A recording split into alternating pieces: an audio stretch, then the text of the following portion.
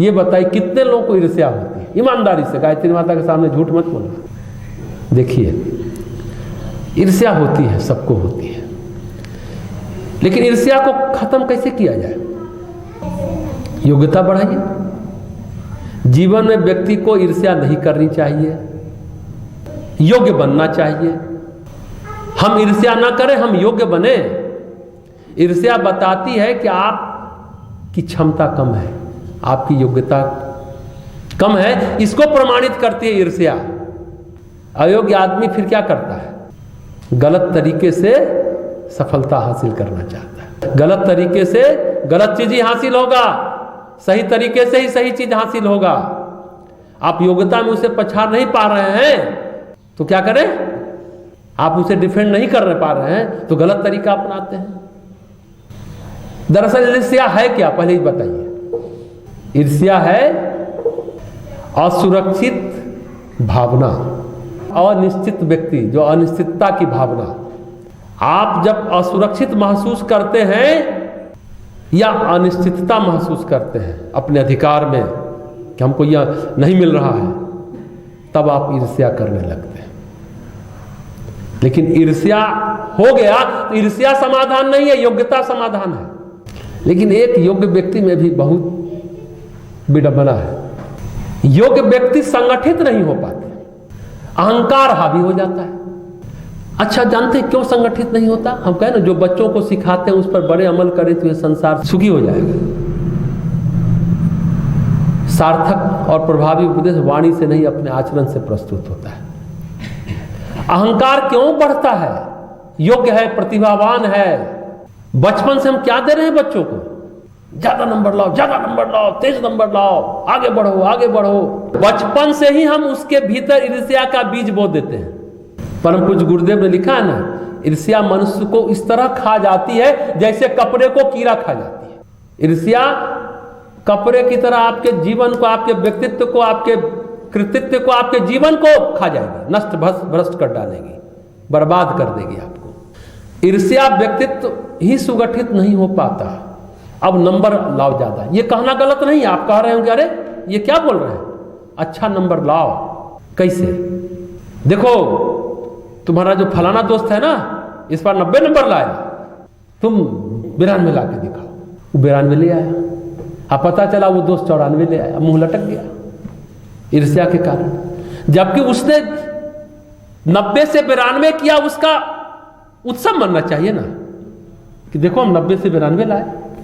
ईर्ष्या खुद से करिए, प्रतिस्पर्धा खुद से करिए। ये गलाकाट प्रतियोगिता में कभी प्रतिस्पर्धा दूसरे से मत कीजिए, आपका व्यक्तित्व बिखर जाएगा, खत्म हो जाएगा। होता है ना, आप अगला बार ज्यादा नंबर लाए। अरे तुम लोग को प्रतिदिन खुद से प्रतियोगिता करो, प्रतिस्पर्धा करो। आज हम 1 घंटा पढ़े हैं, कल हम 1.25 घंटा पढ़ के दिखाएंगे, परसों हम 1.5 घंटा पढ़ के दिखाएंगे। ये हुआ स्वस्थ प्रतिस्पर्धा, हेल्दी कंपटीशन। किससे? खुद से। ये समझिए, ध्यान से समझिए आप लोग। ये सब बातों को अगर आप जीवन में उतारिए, कब कहां आप पिछड़े रहेंगे भाई। सब दिन नंबर 1 रहिएगा, अपने आप रहिएगा। किसी से ईर्ष्या द्वेष मत पालिए कि उसको नंबर ज्यादा है, हमको क्यों नहीं आया, उसको मेडल मिल रहा है, हमको नहीं मिल रहा है, उस पर कमेंट कर रहे हैं कि अरे कहीं इसने पैर भी तो नहीं लगाया होगा। ये सब बोल के अपने मन को मत बहलाइए कि हम बड़े श्रेष्ठ हैं। ये अहंकार जनित बातें। और बचपन से ईर्ष्या डाले तो कहने योग्य व्यक्ति संगठित नहीं हो पाते। अरे जो अच्छी बात है उसका सम्मान कीजिए, उसका गुणगान करिए, उसका उत्साहवर्धन करिए। वो 94 ले आया, 92 ले आया, आप उस बढ़ते हुए नंबर को, अपने मेहनत में सफलता को आप इंजॉय ही नहीं कर पाएंगे। आपके अंदर पॉजिटिविटी आएगी ही नहीं, कैसे बात बनेगी? अरे आप पिछले बार 90 पर थे, आज 92 पर है। उत्साह आपका बढ़ना चाहिए, आपको उत्सव मनाना चाहिए। अगर आप खुद से प्रतियोगिता रखते हैं तो 92 नंबर आपको प्रसन्नता प्रदान करेगा। ठीक है, मेहनत का फल मीठा होता है, लेकिन मेहनत अपने आप में मीठा नहीं है। दूसरी बात, हालांकि आध्यात्मिक बात है, आप लोग कहेंगे हर एक चीज में आप आध्यात्मिकता जोड़ देते हैं। जो काम आप 100% कर रहे हैं पूरे मनोयोग से, वो अपने आप में पुरस्कार नहीं है कि हमने बहुत अच्छे से पढ़ाई की। कभी कभी आपको लगता है ना आज बड़ा अच्छा पढ़ाई की है कि नहीं, अपने आप में संतुष्टि नहीं, परम संतुष्टि देता है। और कभी मत सोचिए पता नहीं कितना नंबर आएगा, क्या होगा, परीक्षा में सब क्वेश्चन लड़ेगा, ये कभी मत सोचिए पढ़ाई के समय। फिर आप सुन लीजिए पढ़ाई की बात, आप 10 मिनट नंबर जोड़ घटाव में लग गए, पता नहीं क्या होगा, अरे वो तो उसके बारे में सुने, वो इतना पढ़ रहा है, वही जीत जाएगा, अब हम हार जाएंगे, या वो ज़्यादा ले आएगा। ये क्या है? आप अपना 100% तो नहीं दे पाए। आपके पढ़ाई का 8 घंटा आधा घंटा तो गया, आपने अपना 100% दिया जो 100% पाने की इच्छा रख रहे हैं आप? प्रश्न आपसे है, आपने अपना 100% दिया जो 100 में 100 चाह रहे हैं? 1 मिनट भी डेविएट मत होइए, कौन क्या कर रहा है, आप क्या कर रहे हैं। खुद को रिस्पेक्ट करिए, हीनता मत लाइए, कुंठित मत होइए, कॉम्प्लेक्स के शिकार मत होइए, और अपने को अंडर एस्टिमेट भी मत कीजिए कि हमसे तो होगा ही नहीं, पहले ही जजमेंट दे दिए, जज बन गए। नहीं, इस बात को ध्यान रखिए। अगर आप अपने मेहनत को जो आप निष्काम भाव से अगर करते हैं, वही अपने आप में पुरस्कार है, आपको अंदर से बल प्रदान करती है, कमजोर निराश हताश होने नहीं देती है। प्रतिस्पर्धा का युग है, प्रतिस्पर्धा का जमाना है, सही बात है, लेकिन पहले प्रतिस्पर्धा खुद से करें, समझे ना। वो आपको और ज्यादा क्षमतावान बनाएगा, और ज्यादा योग्य बनाएगा, और ज्यादा प्रतिभावान बनाएगा। व्यक्तित्व आपका सुगठित होगा। ये पर्सनालिटी डेवलपमेंट की कक्षा में आपको लगता होगा ये तो पेट साफ करने की बात बोलते हैं, ये च्यवनप्राश खाने की बात बोलते हैं, अगरबत्ती जलाने की बात नहीं करते हैं, धूप बत्ती जलाने की बात करते हैं, ये तो कहते हैं कि दूसरे से ईर्ष्या मत करो, ये तो प्रवचन की कक्षा हो गई। अरे व्यक्तित्व परिष्कार की कक्षा का मूलभूत सूत्र यही है। और जो ये नहीं पढ़ाता, ये नहीं बताता, वो सिर्फ कागजी बातें करता है, सैद्धांतिक बातें करता है। कभी व्यक्तित्व परिष्कृत हो ही नहीं पाएगा जब तक ये पेट की सफाई नहीं करता, प्राण ऊर्जा नहीं बढ़ाता, प्राणायाम नहीं करता, प्रार्थना नहीं करता। चलता रहे कोर्स पर्सनालिटी डेवलपमेंट का, कुछ नहीं होगा। ये हम पूरे चुनौती के साथ कह रहे हैं। और जिस दिन ये सारी बातें होंगी, व्यक्तित्व सुगठित होगा, आप सफल होते चले जाएंगे। इसी को कहते हैं स्वस्थ प्रतिस्पर्धा, स्वस्थ प्रतियोगिता, हेल्दी कंपटीशन। तो प्रश्न उठता है कि योग्य कैसे बने। लाख रुपए का सवाल तो यही है कि योग्य कैसे बने, कोई बताएगा? योग्यता बढ़ाने का सबसे सरल उपाय है मन को स्थिर करिए, एकाग्र करिए और शांत करिए। गरुड़ासन मन को एकाग्र करेगा, स्थिर करेगा और शांत करेगा। प्राणायाम, अभी जो आप 5 मिनट ध्यान करेंगे उससे मन एकाग्र होगा, मन स्थिर होगा और मन शांत होगा। एकाग्रता, स्थिरता और शांति ही प्रतिभा का नया आयाम खोलता है, आपके अंदर नए डायमेंशन को खोलता है। फिर उस एकाग्र मन से, उस शांत मन से, उस स्थिर मन से आप जो चाहेंगे करना वो कर पा लेंगे। भाई हमको 5 घंटा पढ़ना है, 5 घंटे तक ग्रास्पिंग कैपेसिटी आपकी बनी रहेगी, 5 घंटे तक काम करना है, 12 घंटे काम करना है, कुछ नहीं होगा। मन को स्थिर करिए।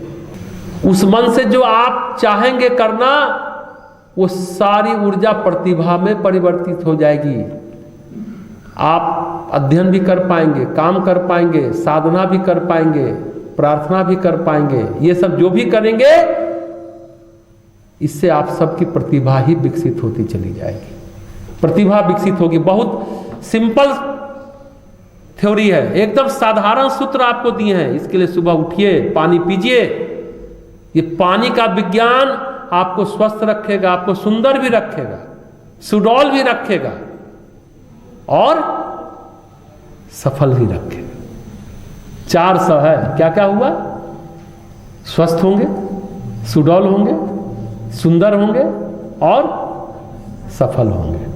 क्या बात। लेकिन आप भी सब जगह सु मत लगाइए। सुस्वागतम, सु अवसर, सब जगह सु मतलब शुभ, यही मानते हैं ना। सु सब जगह शुभ आगमन, सब जगह सुश्री है बोलते हैं, सब जगह सु लगा हुआ है। अब एक दामाद जी थे, वो भी सू सब जगह सू बोलते थे, आदत थी। दामाद बन गए, शादी होके गए ससुराल, तो बोला अरे आइए कुंवर जी। बट क्या बोला, कुंवर जी मत बोलो, सुअर जी बोलो। आई बात समझ में? कभी कभी कु भी अच्छा होता है जी, सब जगह सु अच्छा नहीं होता। हंसाने के लिए बोले, कोई बात नहीं है। तो लोग गंभीर चर्चा हो रही थी तो थोड़ा सोचे फुलझड़ी छोड़ देते हैं, लेकिन बात सत्य है। कुंवर जी भी ठीक है ना, दामाद को कुंवर जी बोलते हैं कई जगह। अब बोला कि कुंवर मत बोलना, सब जगह सू लगाने की आदत थी, तो सुअर जी बोलो। तो ये सब बातें अच्छी लगती है, लेकिन बात है कि ह्यूमन साइकी प्रशिक्षित कैसे हो। इसके लिए पर्सनालिटी डेवलपमेंट की कक्षा है, ये शिक्षा जो दी जा रही है, मानव मन कैसे प्रशिक्षित हो।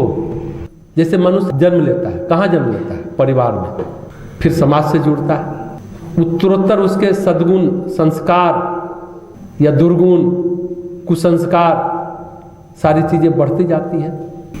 लेकिन अगर माँ बाप अपने बच्चे के प्रति जो उनका दायित्व वो नहीं संभालते हैं, उसे प्रशिक्षित नहीं करेंगे, तो क्या होगा जानते हैं? 15 फरवरी 2018 फ्लोरिडा में, अमेरिका में क्या हुआ था? उसको स्कूल से निकाल दिया गया, 17 व्यक्ति को गोली मार दिया, उड़ा दिया। और पिछले 2 साल में, मतलब 15 और 14 में, सिर्फ 14 और 15 का सर्वेक्षण बता रहे हैं, 17 ऐसी घटनाएं अमेरिका में हुई। अपने भारत में भी इसलिए अपराधी बन रहे हैं बच्चे, और पकड़े जाने पर पूछिए तो बताते हैं तो हमें बाइक चाहिए था, महंगा वाला बाइक, अच्छा वाला स्मार्टफोन चाहिए था, इसके लिए हमने अपराध किया, लूटा। जो छोटे बच्चे हैं, ये मानसिकता है बच्चे के बारे में। परम पूज्य गुरुदेव कहते हैं कि अगर आपके पास वक्त नहीं है बच्चे को प्रशिक्षित करने का, संस्कार देने का, कृपया हाथ जोड़ के निवेदन करते हैं, आप बच्चा पैदा मत कीजिए। पिछली बार भी हम बोले, वो बच्चा जो उदंड होगा, ईर्ष्या में तो आप भर ही रहे हैं, वो गोली क्यों चला रहा है, क्यों स्कूल से निकाला गया? हमने बचपन में ही उसके अंदर ईर्ष्या का बीज बो दिया। ईर्ष्या को सामान्य घटना मत समझिए, ईर्ष्या ही बदला लेने की भावना, गलत तरीका अपनाने की भावना, एन केन प्रकरण सफल होने की भावना विकसित करता है गलत तरीके से। तो कहने का मतलब, आप इस पर सोचिए, बच्चा पैदा मत कीजिए अगर आपके पास वक्त नहीं है। वो सिर्फ आपका प्रॉब्लम नहीं है, सिर्फ परिवार का प्रॉब्लम नहीं है। एक उदंड बच्चा, ईर्ष्यालु बच्चा, वो पूरे समाज का प्रॉब्लम बनता है जब वो लूटता है, एक बाइक खरीदने के लिए, एक मोबाइल खरीदने के लिए, पार्टी करने के लिए। बंबई में, हम नाम नहीं लेंगे, एक बड़े घर की महिला हमको कह रही थी कि हम बाहर से आए, सैटरडे था, घर में कोई नहीं है, हस्बैंड भी नहीं है, बेटा भी नहीं है, अकेले, जबकि मालूम है सबको कि हम आ रहे इतने दिनों बाद। जिस तरह मंदिर मंगल शनिवार जाना कुछ लोग के लिए संस्कार में है, धर्म है, नहीं तो बड़ा परेशान हो जाते हैं। आज के युवा बुध और शनिवार को बंबई में पार्टी करने ही जाएंगे, वो उनका धर्म है, नहीं जाएंगे तो परेशान हैं। कोरोना काल में परेशान थे, डिप्रेशन के शिकार थे, पार्टी नहीं है। ये स्थिति है, ये बहुत भयावह स्थिति है। बच्चा पालन में आप समय नहीं देते, पैदा मत कीजिए, ये अपील हम भी करते हैं। वो बच्चा सिर्फ आपके परिवार का प्रॉब्लम नहीं है, आपका प्रॉब्लम नहीं है, ये पूरे समाज के लिए अभिशाप हो जाएगा। आपके लिए सिर्फ अभिशाप नहीं होगा। सुल्ताना डाकू का कहानी मालूम है ना? जब उसको फांसी की सजा हुई तो कहा कि अंत माँ से मिला देना, माँ की बात कर रहे हैं, और माँ का जैसे ही नजदीक आए, नजदीक बुला के कान काट लिया। बोला करे ये क्या हुआ? बोले आज जो मेरी दशा है तुम्हारे कारण है। बचपन में हम अमृत तोड़ के लाते थे, वो तो हाँ और ले आओ, चोर से चोर बने, अब डाकू बने, लुटेरा बने, फलस्वरूप सजा मिली। उसी समय तुम हमको रोकती तो क्या हम ये काम कर पाते? छोटी सी घटना, सुल्ताना डाकू की सच्ची घटना है। माता ही यदि हो अज्ञान तो बच्चे कैसे बने महान? परम पूज्य गुरुदेव ने कहा, माता सांचा है, कच्ची ईंट है, मिट्टी है, कच्ची मिट्टी जो आकार दीजिएगा वो आकार लेगा, बेडौल बने सुडौल बने। ईंट का सांचा होता है ना, देखे ना, कच्ची मीट उसमें डालते जैसा चाहिए वैसा आकार ले लेता है। माँ प्रथम गुरु है, माँ प्रथम पाठशाला है, पहले माँ को प्रशिक्षित कीजिए 9 महीने। इसलिए देखते हैं, आओ गढ़े संस्कारवान पीढ़ी, गर्भ संस्कार जो पुंसवन संस्कार होता है, दूसरे और तीसरे महीने में गर्भ में जीव आत्मा आ जाते। जब उल्टी होना बंद होता है तो माना जाता है गर्भ में जीव स्थापित हो गया। तब उस समय से माँ को क्या सोचना चाहिए, कैसे उठना चाहिए, कैसे बैठना चाहिए, कैसे बोलना चाहिए, क्या चिंतन करना चाहिए, ये नहीं है। तुम जैसा सोचोगे उसका प्रतिरूप वो बालक का व्यक्तित्व होगा, वो संतान वैसी बनेगी। 9 महीना बहुत मुश्किल है। मालूम है ना, इंग्लैंड में प्रथम विश्व युद्ध के समय एक पुलिस अधिकारी का बच्चा जहां जाए पार्टी में चोरी कर ले।